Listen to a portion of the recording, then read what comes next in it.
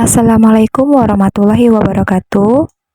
Mata kuliah Perancangan dan Pengembangan Kurikulum. Understanding by Design sebagai kerangka kerja kurikulum. Pada tugas fase demonstrasi kontekstual, kami kelompok 5 beranggotakan Rara Amiati, Risa Audina, Sania Samsul, Sonia Putri, dan Sumaryanti akan menjelaskan UBD sebagai tahap merencanakan pembelajaran. UBD sebagai pendekatan pembelajaran yang menekankan pada tujuan pembelajaran. Sebagai backward design, memfokuskan pada pembelajaran dan pemahaman siswa. Manfaat pendekatan rencana pembelajaran UBD. Yang pertama, UBD sebagai peningkatan kemampuan untuk memprioritaskan penyampaian konten kepada siswa. Kedua, siswa akan lebih banyak terlibat dalam proses pembelajaran. Ketiga, terjadinya umpan balik yang lebih sering terhadap pemahaman siswa. Keempat, peningkatan pengalaman persiapan belajar. Dan kelima, manajemen waktu akan menjadi lebih baik. Taktik pengajaran UBD mencakup strategi pembelajaran yang aktif. Siswa teratur mempraktekkan keterampilan di kelas dengan umpan balik langsung dari guru dan akan terjadinya penilaian otentik. Siswa menunjukkan pengetahuan dan keterampilan melalui tugas-tugas kontekstual seperti debat, pameran, eksperimen, dan presentasi. Aspek perancangan pembelajaran UBD dibuat memenuhi panduan Where to, yang merupakan akronim untuk membantu merancang kegiatan dan pengalaman pembelajaran berbasis UBD yang efektif. Terdapat 7 aspek. Yang pertama W, yaitu Where and What, yang berupa kemanakah arah tujuan pembelajaran, pemahaman apa yang diharapkan siswa, dan dari mana siswa berasal, pengetahuan dan minatnya. Yang kedua, Hook and Hold, yang merupakan kegiatan pembelajaran memikat dan mempertahankan minat siswa. Selanjutnya, Equip and Experience, yang merupakan kegiatan pembelajaran yang dapat membekali siswa untuk membantu mereka mengalami ide-ide kunci dan mengeksplorasi isu-isu yang diangkat. Yang keempat, Rethink and Revise, sebagai kegiatan pembelajaran yang membuat siswa memikirkan kembali dan merevisi pemahaman mereka. Selanjutnya, Exhibit and Evaluate, sebagai kegiatan pembelajaran yang membuat siswa dapat memamerkan dan mengevaluasi pekerjaan yang telah mereka lakukan. Keenam, Tailor, sebagai kegiatan pembelajaran personalisasi untuk kebutuhan minat dan kemampuan peserta didik yang berbeda. Ketujuh, Organize, kemampuan pembelajaran telah diatur untuk memaksimalkan keterlibatan siswa dan berkelanjutan pembelajaran yang efektif.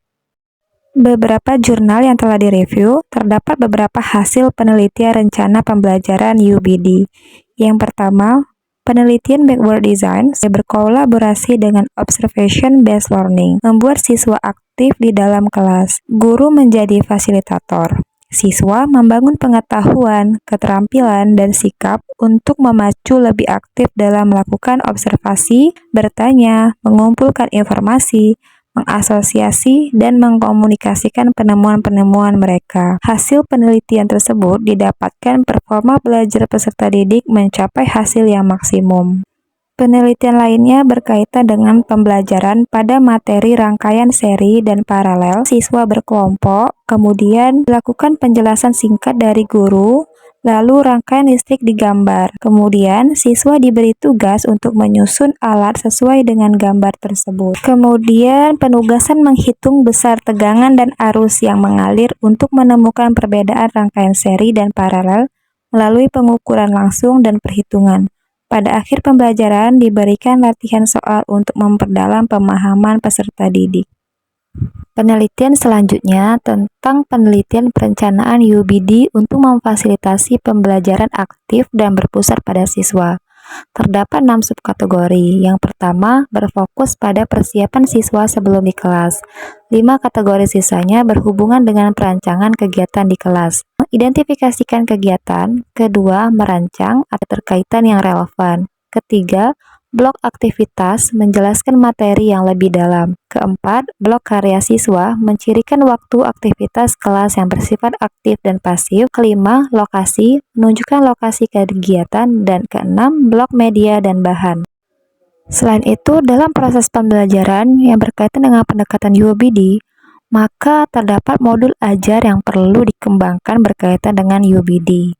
Nah, contoh penelitiannya adalah penelitian proses pengembangan modul ajar matematika berdiferensiasi berbasis UBD yang diawali dengan kegiatan design, develop, dan diakhiri dengan evaluation.